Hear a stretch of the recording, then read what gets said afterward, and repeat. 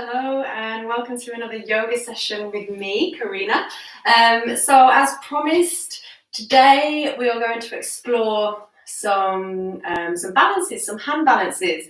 I'm going to keep it really simple. And I want to just reiterate that it doesn't matter how far we get in the hand balances.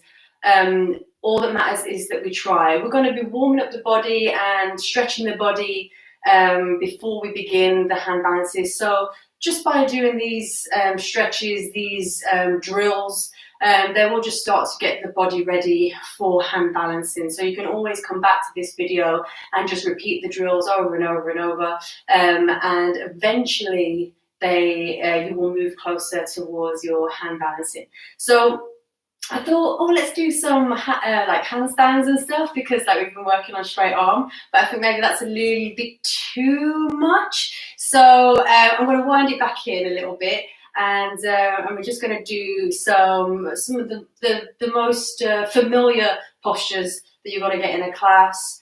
And then maybe over the weeks we can just, explore some of the other hand balances as well. The most important thing, because I'm not there, I can't see what you're doing, please err on the side of safety. Please be very mindful of the wrists and the position of the hands, which way the fingers are facing is really important. I know it sounds daft. It's really important. So don't take anything too far. Make sure you've got some space around you as well. I think that's pretty much it. Just enjoy the journey into hand balance. And I always say, don't worry if you fail, if you tumble over. I'm a big believer in that the falls and the tumbling out of postures, this is where we learn. We have to go too far to know where that middle is. So yeah, don't worry so much. But if the postures that we're doing are a little bit, you could potentially damage your wrist, I'm gonna tell you, and then maybe you will repeat a posture that we've done earlier. Okay, so yeah, let's come to a comfortable seat to begin with, and we'll just get settled in as always. So sitting nice and tall. You can be in easy pose. This is your easy pose, just a simple cross-legged position. And let's close the eyes. You can bring hands into chin mudra if you wish, or just rest them on the knees, and we'll connect to the breath.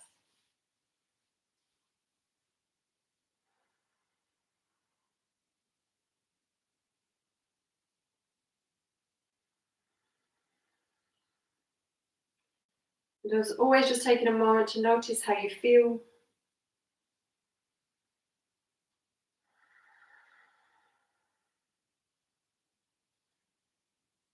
And just softening the face, the shoulders. And clearing the mind of your to-do list, of anything that's happened in your week. Just letting everything go now so that you can be totally present on the mat.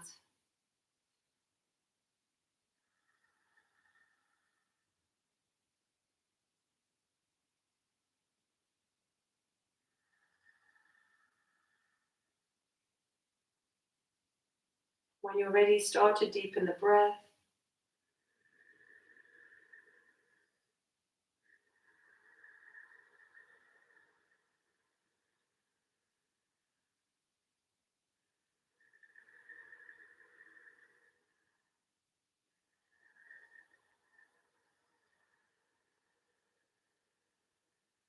And just start to tune in to your inner space.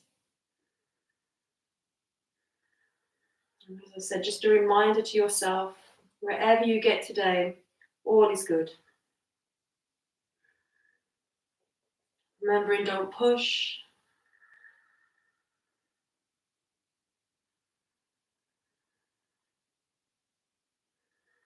And make a promise to yourself right now that you'll be patient in your practice.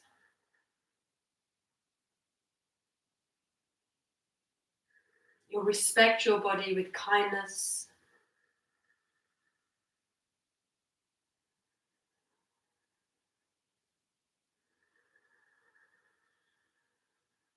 Be honest with yourself, just knowing when you found your limit, not going any further.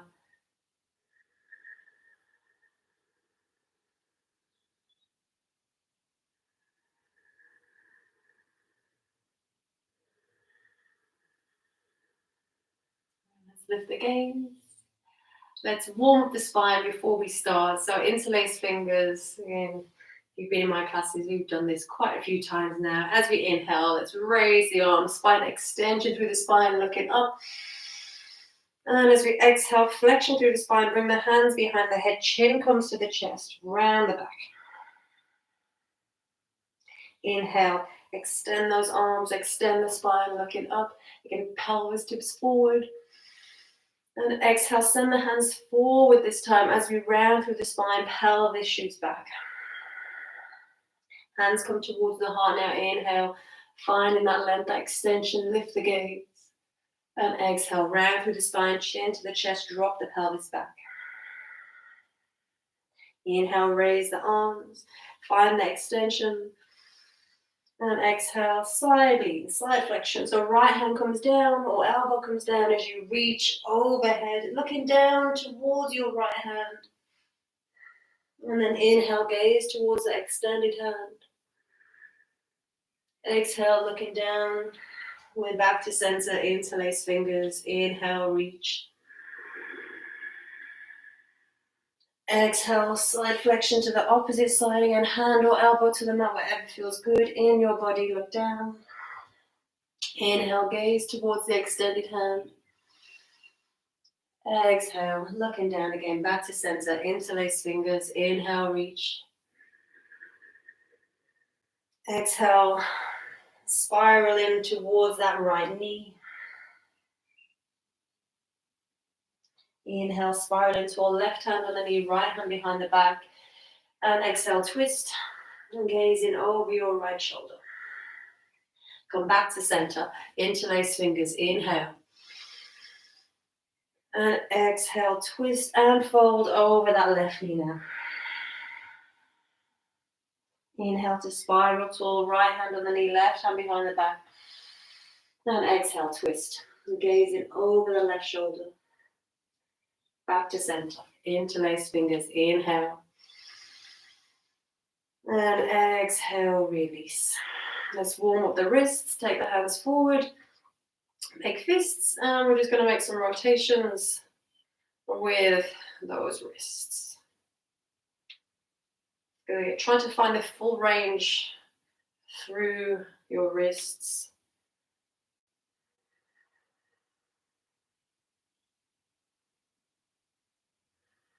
Now bring the thumb in, wrap the fingers around the thumb on top, and press down. So you should feel a stretch with the front of the arms here into the thumbs. Breathe in. And try to relax.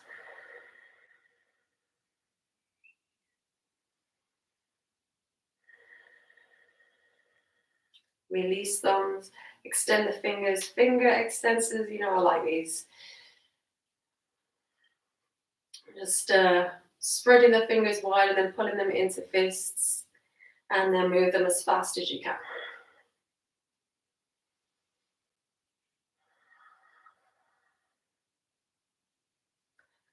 Let's get the arms pumping, the forearms strong. So in your hand balancing, it's a lot to do with wrist flexibility, wrist strength, arm strength, of course, shoulder strength, and core strength. So it's really important. Sometimes a lot of people struggle with hand balancing, sometimes even struggle with a plank because of their wrists. So if that's you, if you're feeling discomfort in the wrists, firstly look at the position of your wrists or the position of your hand. Check in that you've got a really good connection between your palms and the mat. And just checking that you're not dumping weight into the outside. I'll go into that a little bit for those of you that don't know what I'm on about as we move into the hand balancing. But also it might need to be that you work on your wrists, you work on the flexibility of the wrists. So hopefully now the forearms are pumping You can barely stand it anymore. Let's take the arms out to the side. Fingers point towards the mat, press through the wrists.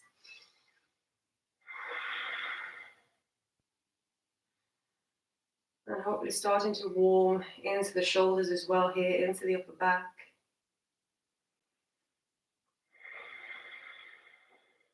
Keep that breath nice and deep.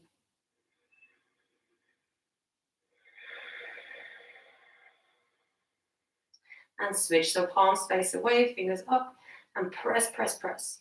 As if you're pressing into a wall either side of your body. The wall's closing in, you've got to press it away. Nice and strong.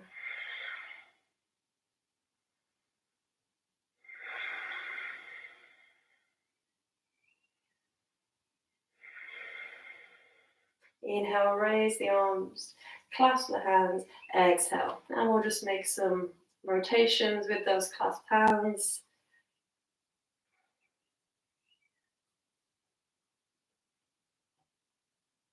Hopefully the arms, the forearms, the wrists feeling nice and warm now, nice and toasty.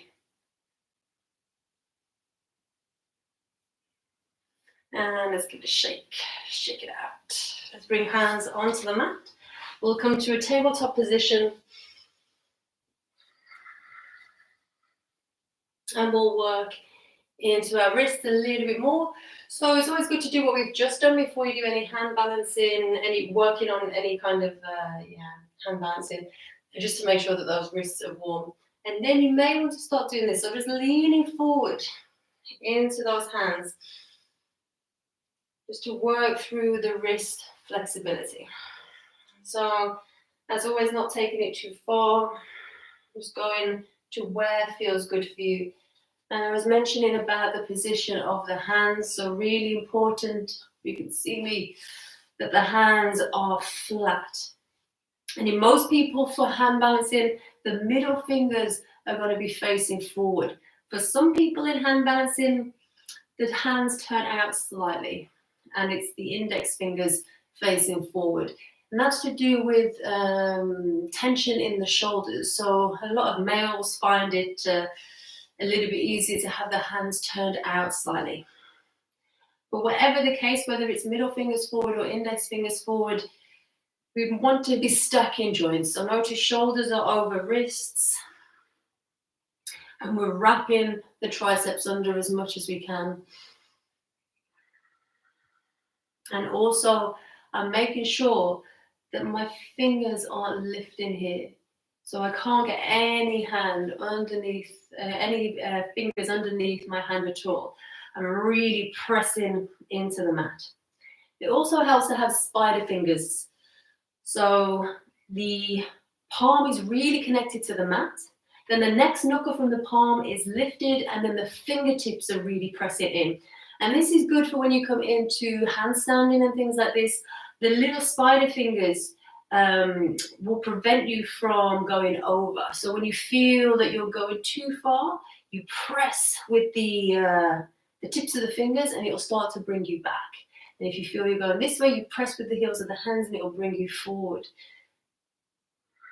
So that's a nice little trick, and it's something that I didn't do initially in my hand balancing, but I found that whenever my hands are on the mat now, I like to have these little spider fingers as best as I can.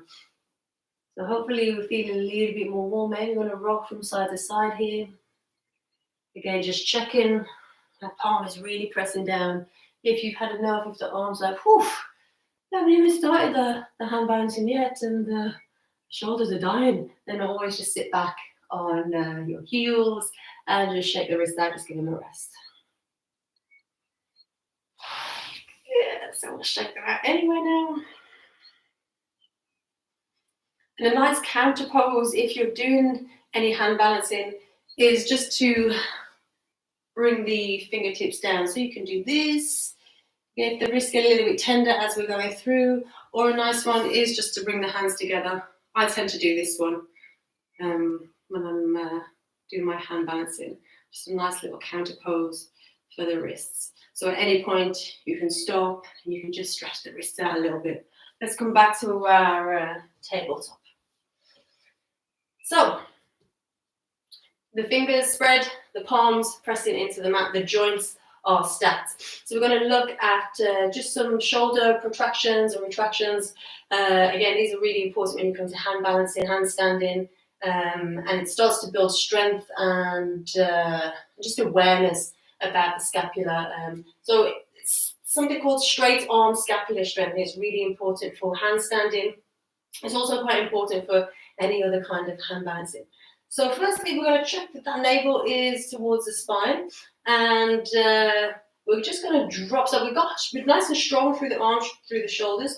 We're just going to drop in between those arms and pull the scapula, the shoulder blades together, and then press the shoulder blades apart. So you're almost rounding through the upper back.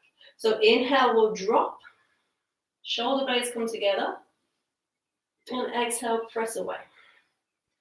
We'll do this a few times. Inhale to drop, shoulder blades move together. Just notice if there's any sensations in your shoulders. Just awareness of how the body feels. So for me, I can certainly feel my left shoulder. A lot of you know I had an injury last year in that left shoulder. And it still plagues me, up. I still haven't got full strength back in my upper body because of that injury. But slowly, I'm working through it. So again, it's just noticing. Let's just do a couple more of these. Inhale to drop down. Really try to pull those shoulder blades together. Exhale to press away. Inhale. Exhale. And let's tuck the toes under. Let's send the hips back, and we'll find our first downward facing dog. So some of the postures we're doing, we're going to need to release some tension in the backs of the legs and in the inner thighs. So let's just walk those feet out, and stretching back through those legs.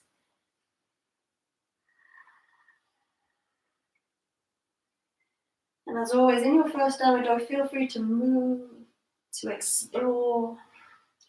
And we go for a twist.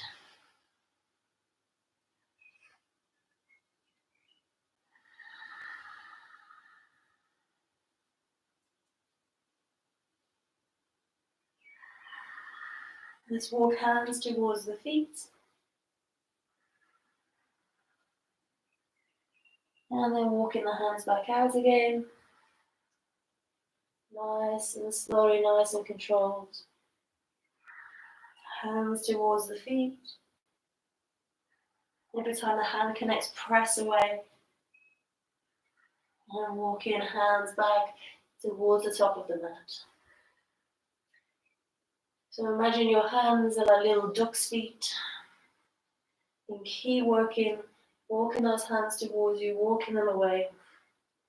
Making sure those arms are as straight as you can.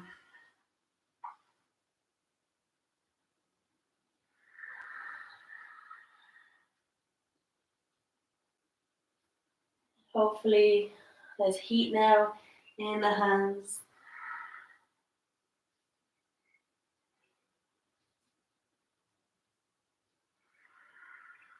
We'll do one more round.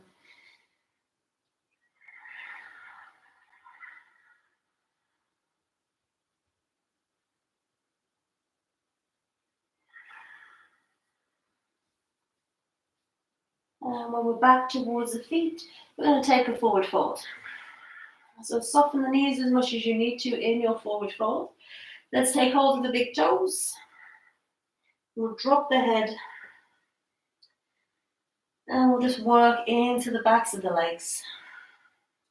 So remember, it doesn't matter if there's a bend in the knees. The intention is just to get the leg straight, but keeping the lower back supported by trying to keep the stomach on the thighs here as best as you can. So pressing back through those legs. Really try to feel the tension releasing in the upper hamstrings.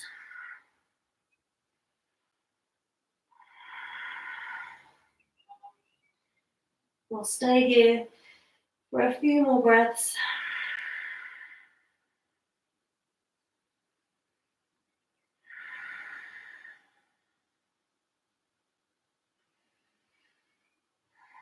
And release, hands back down to the mat. Let's bend into one knee and really stretch back through the opposite leg.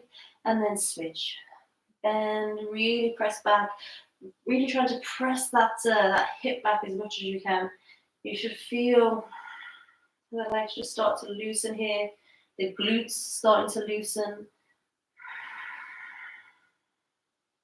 Okay, nothing crazy. You don't want pain.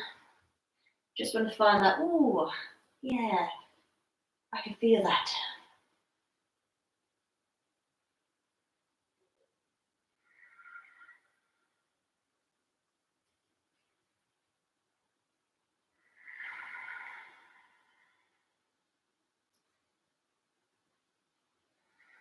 And coming back into a forward fold. So option to take the big toes again, option to take hands underneath the feet this time.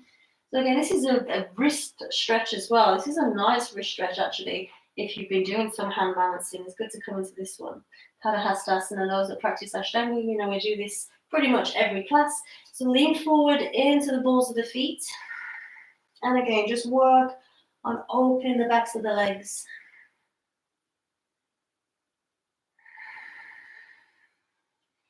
Can you knit your sit bones together as well here?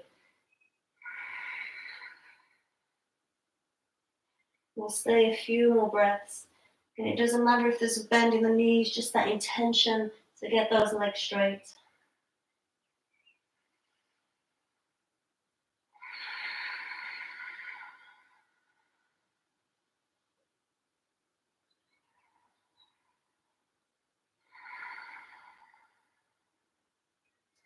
And releasing the hands from underneath the feet. Let's walk the hands forward. Find that downward facing dog.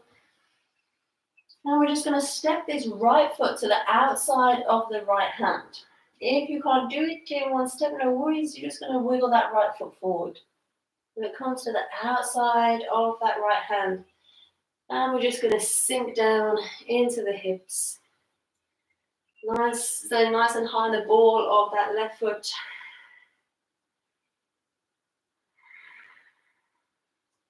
An option to move it here. You can come straight legs and then bend back into that right knee. Maybe wiggle around side to side in those hips, whatever feels nice.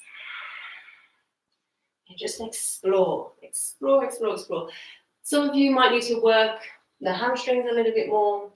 Some of you might be feeling a little bit tighter in the hips. You may need to wiggle side to side a little bit. Maybe you're bringing right hand onto that right knee. Maybe you're opening up, pressing out.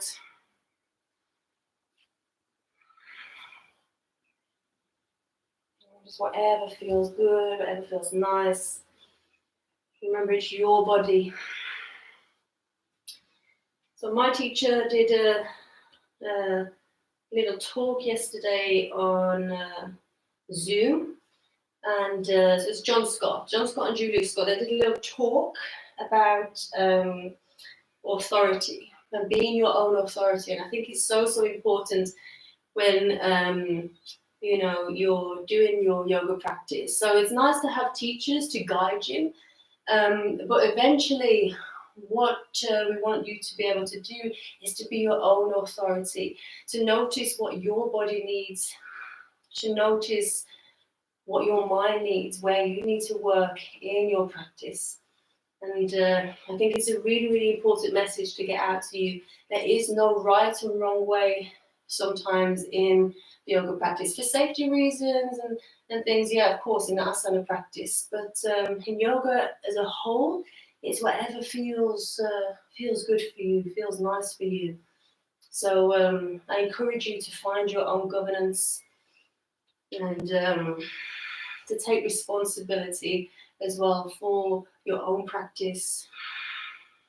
I think we've been here long enough. Let's step that right foot back. Let's find downward dog again. Let's stretch out those legs.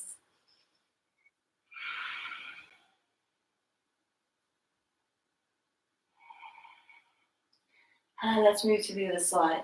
So just bringing that left foot forward to the outside of the left hand. And again, let's just work through the hips.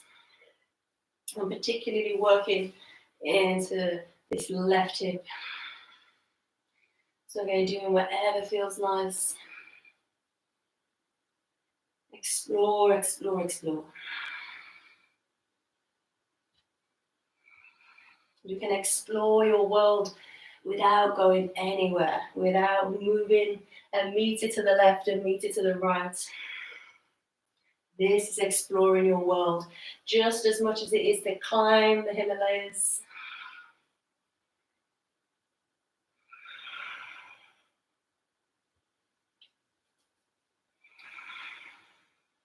Sometimes you learn more on your mat than you do in pushing yourself into something so physical as making it to a really high summit.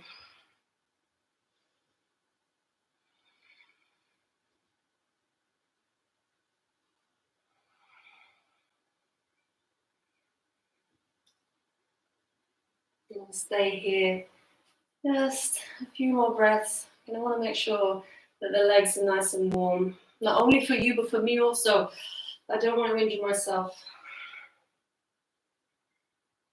I've been coming to my mat a lot more often than I usually would as well.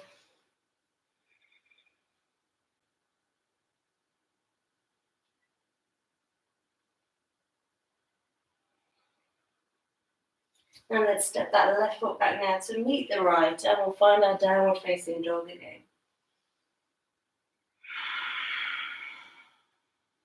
Hopefully the legs are feeling a little bit more loose now. The hips are feeling a little bit more loose. We're not finished, still got some work to do. Let's take the feet as wide as the mat. Let's turn the feet out, slightly turn the heels in, walk the hands towards the feet, and we'll just find our yogi squat and malasana just for a moment. As always, if you feel that those heels aren't going down, you can roll a towel up underneath those heels. You can try, if you're here and your heels are up, try moving your feet out a little bit more. Sometimes I find with students that helps them get their heels down. I say all the time, there is no correct way to squat. It's whatever feels nice in your body. We can still be here on the hands, this is fine. Or we're here, hands in prayer, and just working into those hips a little bit more. Nice and open through the chest, nice and tall through the spine.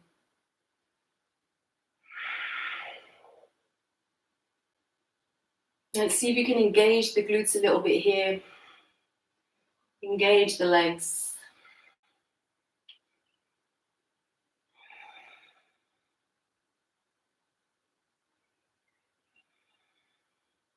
Maybe you want to rock, maybe you want to move. If you practice with me, you know I go on about moving a lot in postures. I think it's nice if I seem to get a little bit deeper. It helps me relax a little bit more. Just move a little bit in the posture.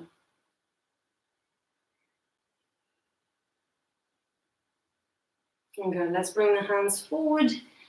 We'll straighten up. So we should be at the back of our mat. We're going to take a nice wide step so that we're sideways on our mat. Nothing graceful about the practice today. We're just doing practical things to open up the body. So we want the feet about a leg's distance apart, and we're going to come into a nice forward fold. So as always, make sure those toes are in, the heels are out slightly. We'll inhale to find length and exhale to come into our forward fold. Hands to the mat. Draw the crown of the head down. And again, really focus on opening through the hips, opening the inner thighs, opening the backs of the legs.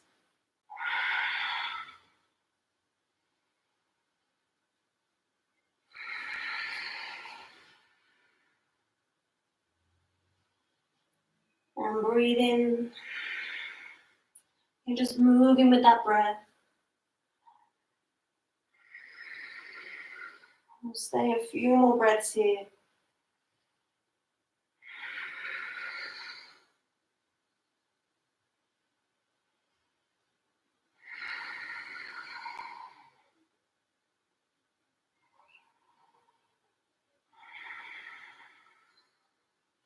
And inhale, straighten up, bring your hands to the mat. Let's bend into the right knee, just stretch out the inside, bend to the left knee, sorry, stretch out the right inner thigh a little bit more. We'll walk back through center. And if you're not successful with any of the arm balances that we do this evening, all this that we've been doing is still going to be so good for your body, so good for your inner space, for your energy.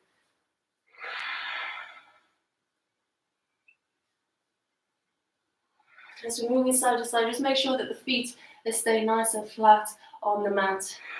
If they come up, if the heels lift or anything, just don't go so deep. As we do this a few times, maybe the hips start to open up a little bit more, the legs start to open up a little bit more. And maybe you want to try to keep the bum low, maybe you want to lift the hands up and move side to side with those hands lifted so that you're starting to work the leg strength a little bit more. I should have mentioned that as we're doing this, maybe you want to turn the feet out now so that the thigh moves in the same direction as the foot. There's my knee. It's still together, it's all good. Any cracks or pops are fine. My lower leg hasn't dropped off, so we're good to practice.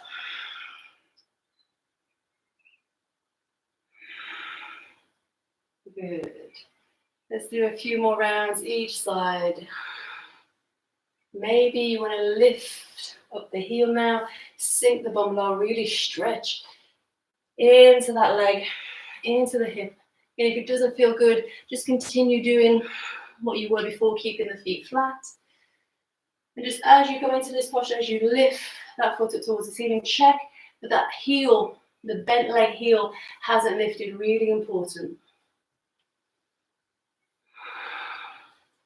You're just moving through the body. Nice and easy.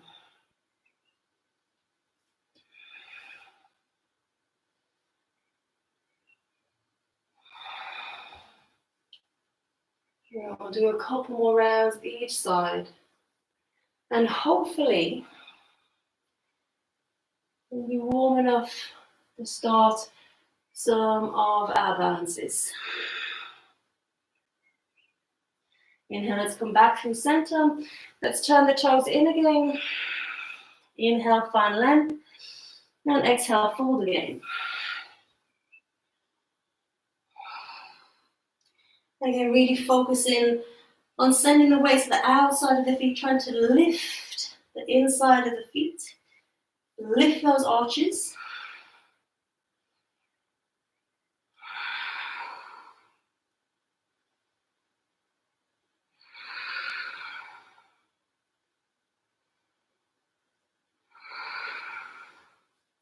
Couple more breaths.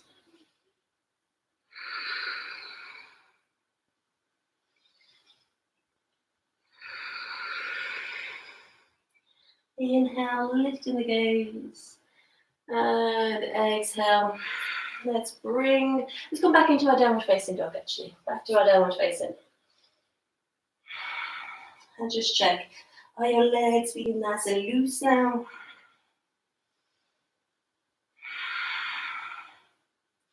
Let's drop knees to the mat.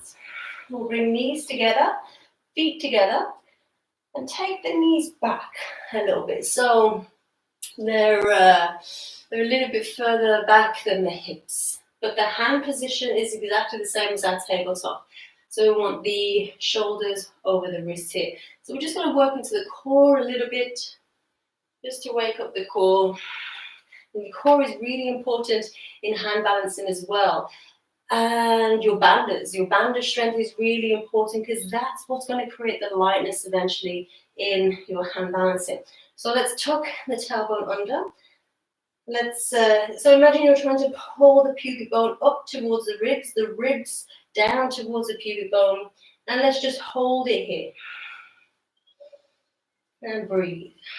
Squeeze those feet together, squeeze knees together, find that glute strength. We'll hold for 3. Press hands into the mat. Protract the shoulder blades for 2. 1. Option now, tops of the feet stay on the mat, but option to lift the feet up and hold for 3, 2, 1, and set the knees back down. Let's come to child's pose.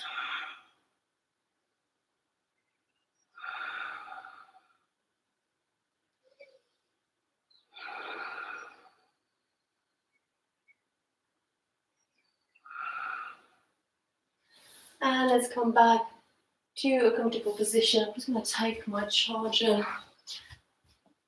out of my laptop. You can hear my computer starting to make a noise again. We don't want it to go all fuzzy wuzzy. Right, so let's do plank. Plank, just to prep the shoulders a little bit more, and then we're going to come into our first balance. Planking is great for, again, core strength and just working into that arm strength. We've done it a lot this week. Monday, Tuesday, we did this a lot. So let's tuck toes under, shoulders over the wrists, and find your plank. So this time we're going to have feet together. This is the traditional plank. Press ankles together, press feet together, press thighs together, squeeze the glutes, round the back, find the core strength, hold for 3, 2, check the position of the hands. Are you pressing all the palms of the hands into the mat? 1.5, 1.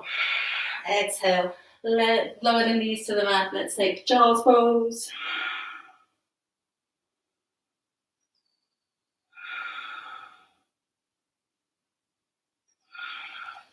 And come onto our knees now. Our first balance is the good old crow pose. So crow pose, or Bakasana, is the Sanskrit name for this posture. Crow pose traditionally been done with, you can do with bent arms. So you could do bent arms. Crane pose is the next progression with straight arms. Some people find crane a lot easier than crow. So it just depends on your body. I've got a few ways of getting into crow. So remember, everything I told you about hand position. And also, when you're coming into any hand balancing, you need to be mindful that the shoulders don't start to turn in, the elbows don't start to point out. Again, think about the stacking the joints as best as you can. So we'll come onto our feet. And the easiest variation of your crow is hands come to the mat, bend the elbows. Again, just checking that they are still stacked or wrist width apart, shoulder width apart, and then we just start to move forward. And maybe for today, this is you. This is as far as your hand balancing gets. You're just working into those wrists, similar to what we did in the tabletop position, just moving forward, working into wrist strength, working into wrist flexibility. If you're going well, then you can start to bring the legs onto the backs of the arms. So with the bent arm variation, there's a little shelf there for your legs. Move forward a little bit. So there's a little shelf there for your legs. And again, you're just going to bend into the elbows. If you have cushions at home and you're a little bit worried about going over, throw loads of cushions in front of you. It's it's a nice thing to do at home. But I always say in classes, you're not going to fall over because you're going to take it really, really slowly. So it's just about finding that point. So you go rocking forwards and backwards as many times as is needed, just to find where that point where the elbows start to stack over the wrists. And then if you're going well, you start to bring the knees onto the backs of the arms a little bit more. Usually when you start off with the crow pose, the backs of the arms are going to get bruised because we're so focused on what the arms are doing, what the hands are doing. We forget about core strength. And again, like I said, the banded strength, the core strength, all this creates lightness. So we're not just dumping everything into the back of our arms. If you're going well, you come more into the crane position. The crane position, the knees come right up into the armpits. And again, it requires flexibility in the hips as well to get the knees into the armpits. And then you start to move forward. I've seen some teachers use blocks, so getting students to stand on blocks first. So you can try that. And that just lifts the feet up a little bit more, and maybe it makes it a little bit easier to find that balance, hopefully before that tipping point. So maybe this is you today. If you don't have blocks, no worries.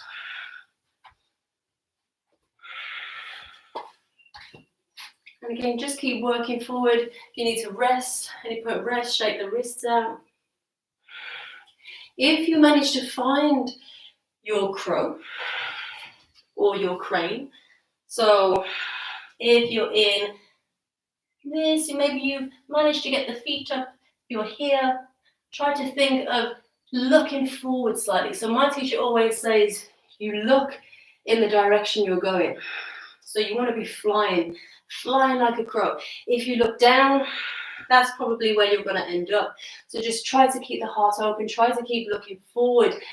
And the next point is use your hamstring strength to lift the heels towards the bum and then bring the feet together.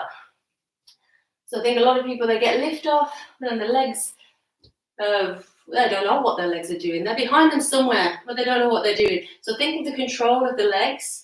Think of heels towards the bum and then toes together.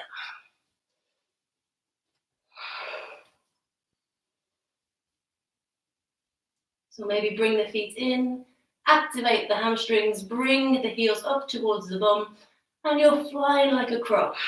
Then think of engagement of your banders while you're there.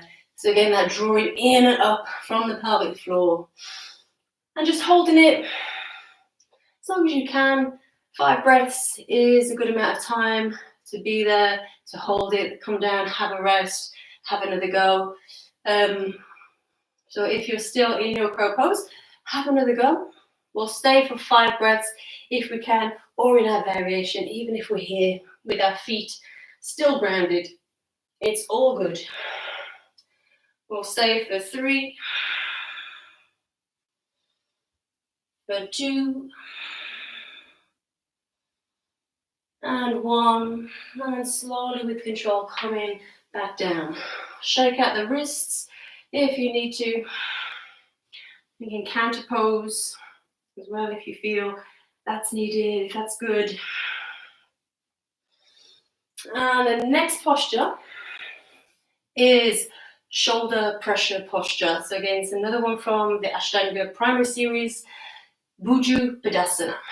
So if you are very tight in the wrists, very tight in the hips, you're going to stick with the crow pose. You're going to keep working into the crow pose, or you can come back to some of those tabletop positions, working into the core strength. You can work into your hamstrings, your hips as well. If you want to, just pick one of the things that we've just done and just work into that, because this one is a little bit more challenging. To go into your Bhujapidasana, the easiest way in, I find, is coming to stand. And again, this is where you need your flexibility in your legs, your flexibility in your hips. So to prepare, you're going to take the hands through the legs and take them onto the backs of the ankles. Then you're going to lift the right heel up. You're going to try to bring the right shoulder underneath the right knee and press the heel down. Lift the left heel up, the left shoulder underneath the knee, and bring the left heel back down. And then squeeze. So maybe your Bhujapidasana is here. Great for working into the hamstrings, great for working the strength in the inner thighs, and we don't have to go any further. If this feels uncomfortable for you, if you're like, nah, I don't think I can get my shoulders underneath my knees, no worries, stay with that crow pose that we did before. If we're going well here, we're going to repeat that movement to see if we can get our shoulders a little bit deeper underneath the knees. So lift the right heel up, press the shoulder under a little bit more, heel down. Left heel up, shoulder underneath the knee a little bit more, left heel down, and squeeze. The most important thing about the shoulder pressure posture is the shoulder pressure, so squeeze, squeeze, squeeze. If you're going well, you're going to keep that squeeze on, but you're going to start to bend the knees. And then we're going to bring hands to the mat. It's really important, this part, that the fingertips are facing forward, not facing backwards. I can't iterate this enough. I always worry that someone's going to break their wrists if their fingers are pointed backwards. So fingers point towards the heels. I'm going to turn around now so you can see what I'm doing.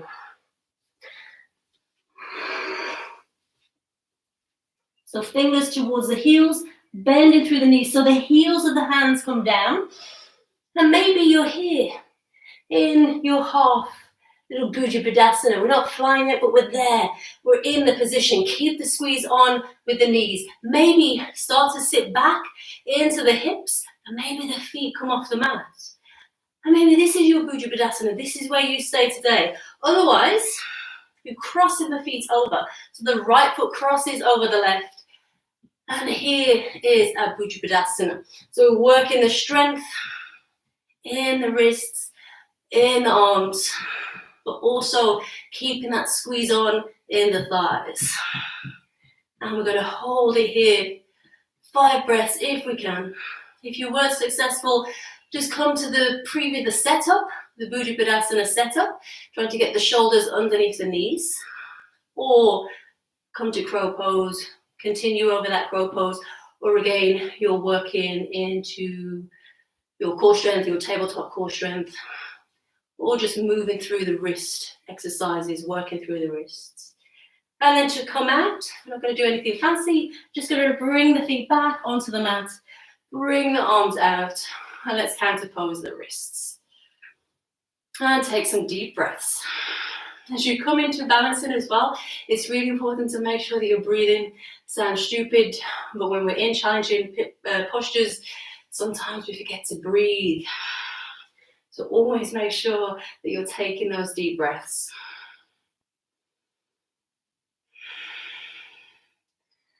So, we've been going well. Again, the next posture that we're doing, let me check.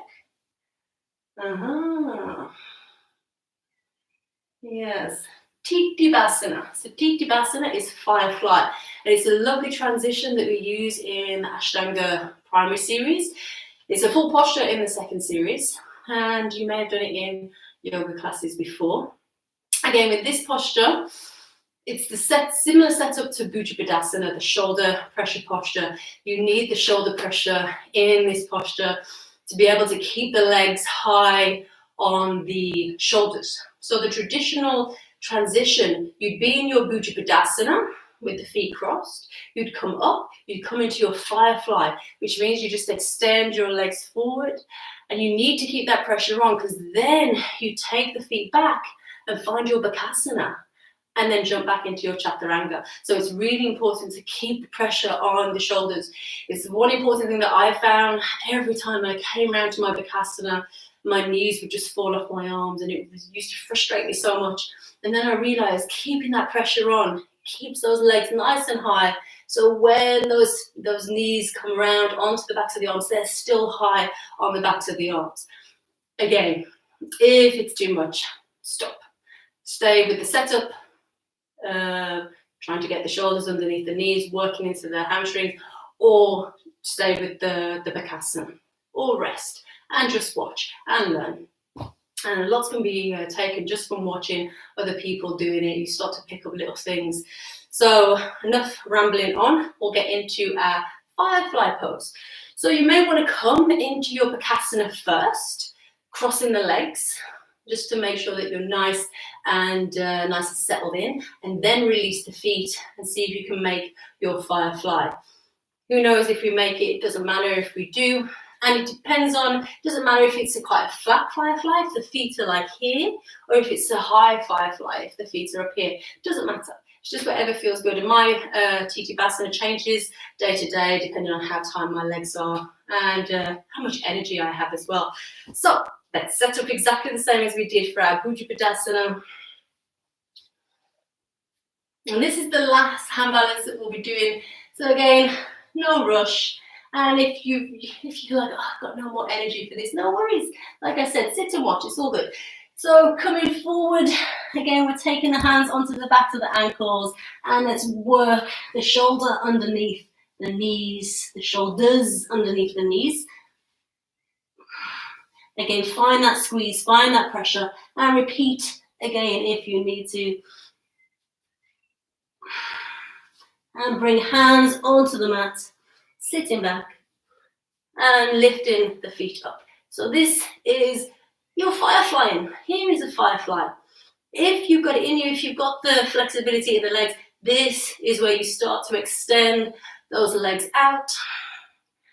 And again, it's a lot of hamstring work. It's a lot of strength work as well in the front of those legs. And you're flying like a firefly.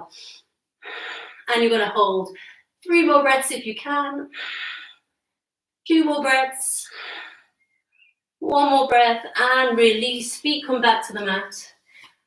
Release the hands and stretch out those wrists. It's a nice fun posture. It's quite a pretty posture as well. Again, there's a lot going into it, and lots of flexibility in the hips, strength in the legs, flexibility in the legs as well. And of course, with all your hand balancing, those wrists. And a lot of you now are probably thinking, oh, my wrists are done. So let's give them a nice stretch. Let's come to sit. And well done if you've been trying this at home. Give yourself a pat on the back, wherever you got to. You just showed up, you tried. And like I say, that is the practice. That is the yoga practice. Just turning up and doing whatever it is you're doing, whether it's deciding to sit in meditation for 10 minutes, whether it's being mindful of your words to somebody, that they're not hurtful, or whether it's making your way into a Tittibhasana posture. It doesn't matter. The fact is that you were aware, you were in the moment, and you made a good choice, a choice that's good for you, for your community, for your body. Let's take the right hand forward and we'll pull the fingers back towards us.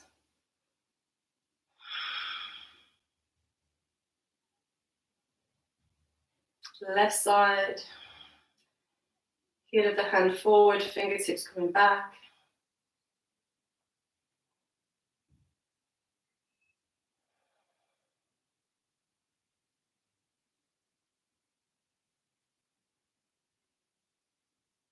And release, shaking out the wrists. And let's bring our hands onto the knees, hands in chin mudra if you wish. Just drop the chin, close the eyes, connect to the breath.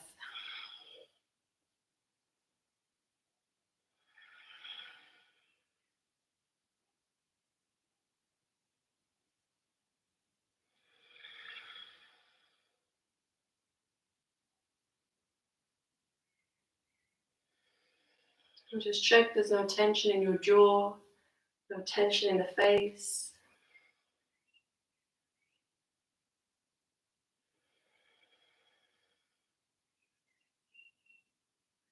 Letting everything go. Anything that came up during the practice today.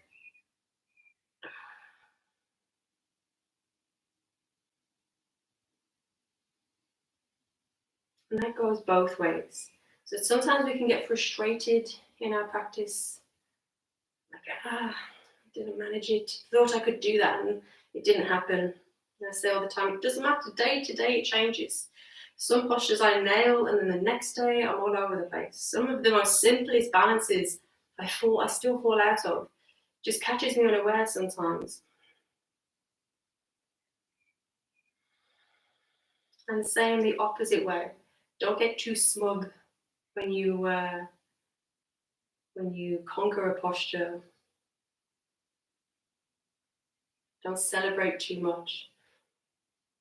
And there is that sense of joy, like achievement that you did it, but just be mindful. Again, that's just a feeling, and it doesn't necessarily mean the next day you're going to get the same feeling. The next day it could all collapse, and you could end up in frustration again. Just always being mindful. Just learn to become the witness. Just to witness your presence on your mat, to witness you going through the posture, not attaching to the outcome so much.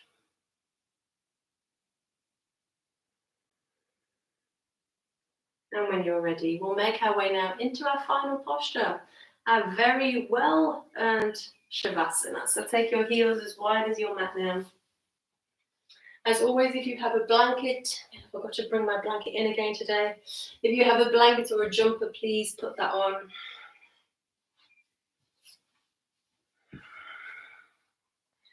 Just to keep that warmth trapped in your body.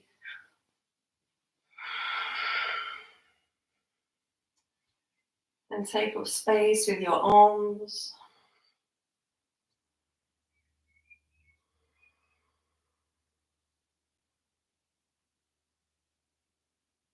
Shoulder blades under the back, chest open. Closing your eyes. Letting go the Ujjayi breath, the bandhas.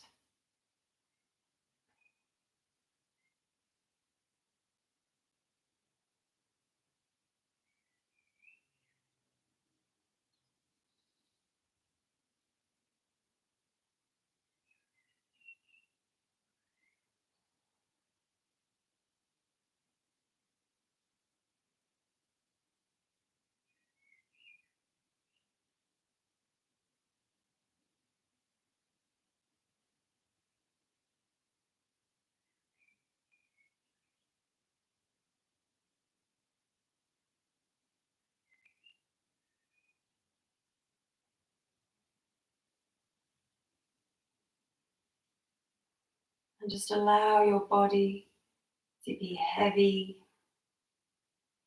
Allow the skin to melt around the face, the shoulders.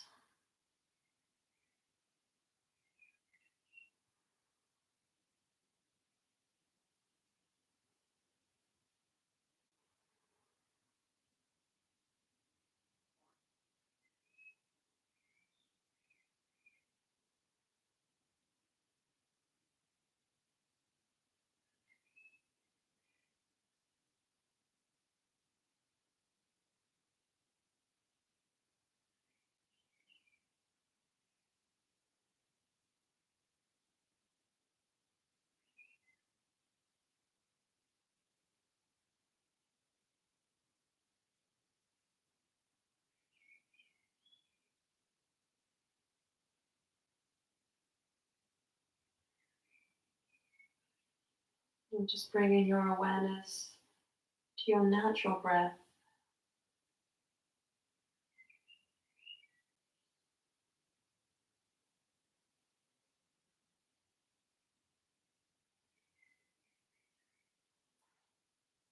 And as always, feel free to stay in your Shavasana now for as long as you need. Don't feel that you have to come out as I end the class.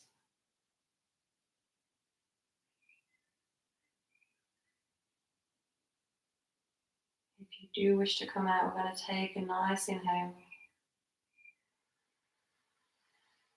Exhale the breath, completely connect the navel to the spine. Inhale the breath into the heart space. Exhale the breath into the fingertips, the toes. Start to wiggle the fingers and toes. Bring movement to the body. Flex and extend the hands. Once more. We've done a lot of work for us this evening.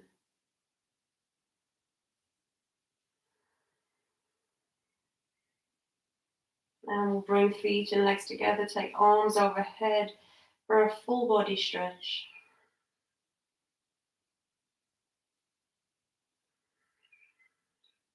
And draw knees into the chest, give yourself a cuddle. And as always, just taking a moment to show gratitude.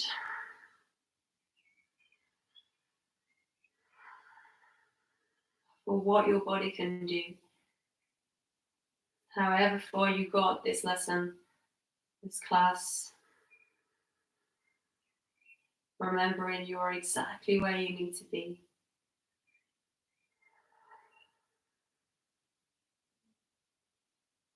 Just feel total acceptance with where you are. Let's rock from side to side, rock to our right hand side. Again, if you're coming out of your Shavasana, stay where you are. Blinking the eyes open. And joining me again in a comfortable seated cross-legged position.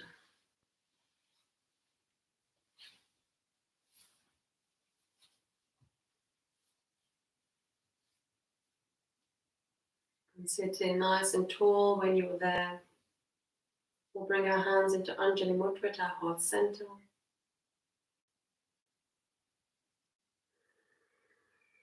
Reconnect with breath. Before we leave this evening, let's think of 3 things that we're grateful for. It can be absolutely anything. A person, an item of clothing, the roof over your head.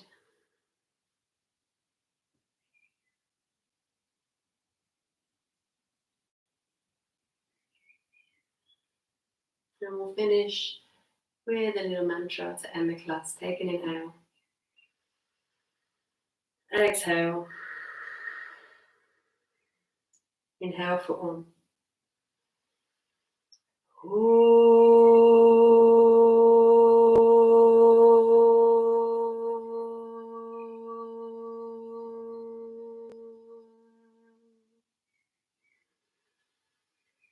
Purnamada Purnamidam Purnat Purnamadachyate Purnasya Purnamidaya Purnamivavashishyate.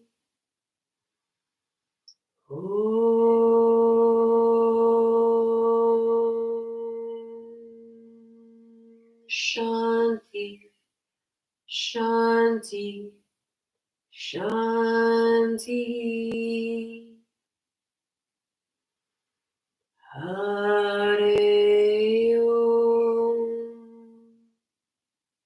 Raise your hands to your head for kindness in your thoughts to yourselves and to others. Hands to your heart for kindness in your actions, and to your lips for kindness in your words. From my heart to your heart, always. Namaste.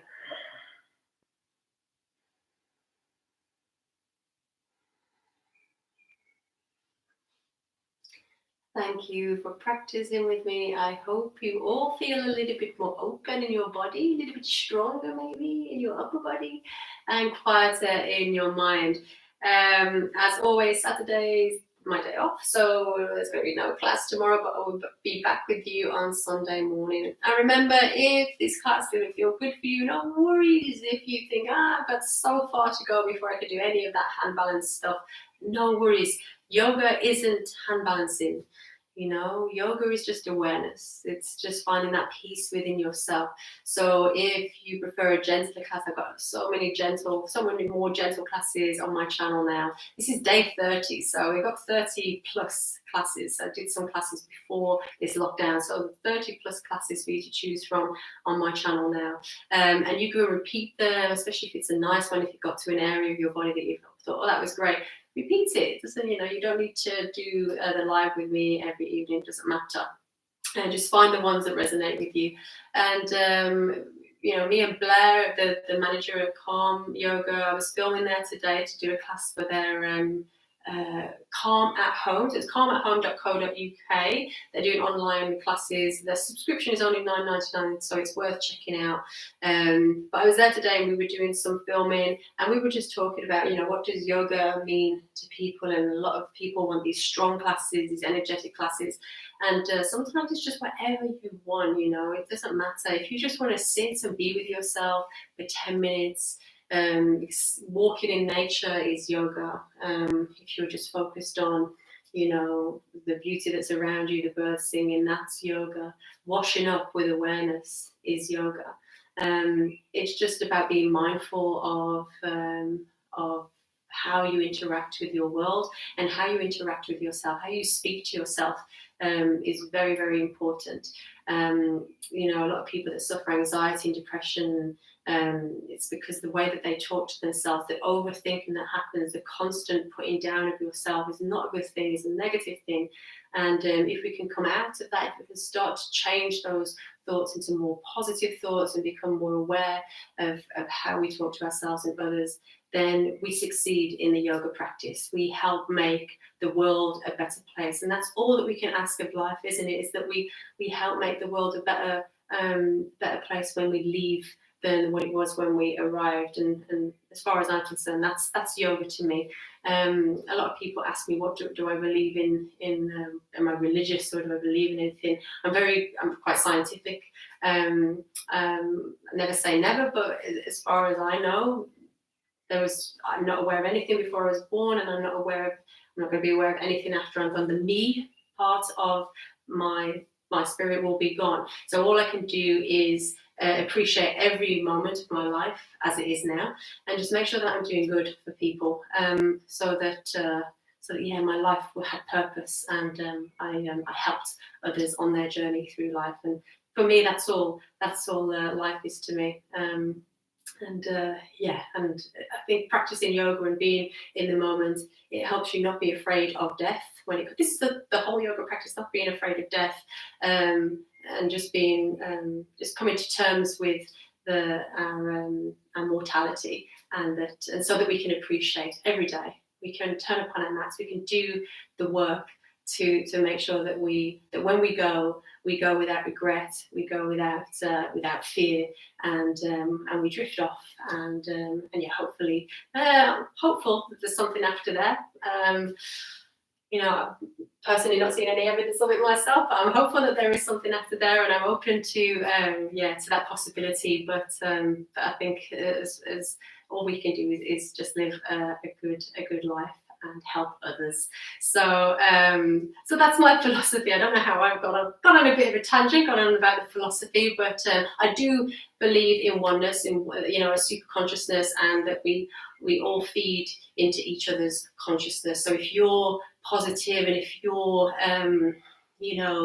giving to others, then they will also give. And I do believe that happens. I do believe in that we affect each other's emotions and we affect each other's worlds. So that's kind of about as far as my philosophy on life goes. I'll show up. There's some comments coming through. Sorry. Oh, Alice. Oh, and Sally, wonderful.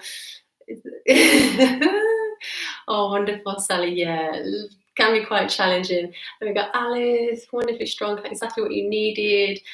Oh, thank you, Alice. Oh, wonderful. Thank you, Alice. That's really, really kind of you to say. Just thank you all for joining me. And like I say, be your own government. Find out what works for you. find out what you believe in life, and go from there. There is no right and wrong. It's just whatever makes you feel good in yourself. So I will shut up and enjoy the rest of your evening, what's left of it, and I shall see some of you on Sunday morning for a nice gentle Sunday morning wake up.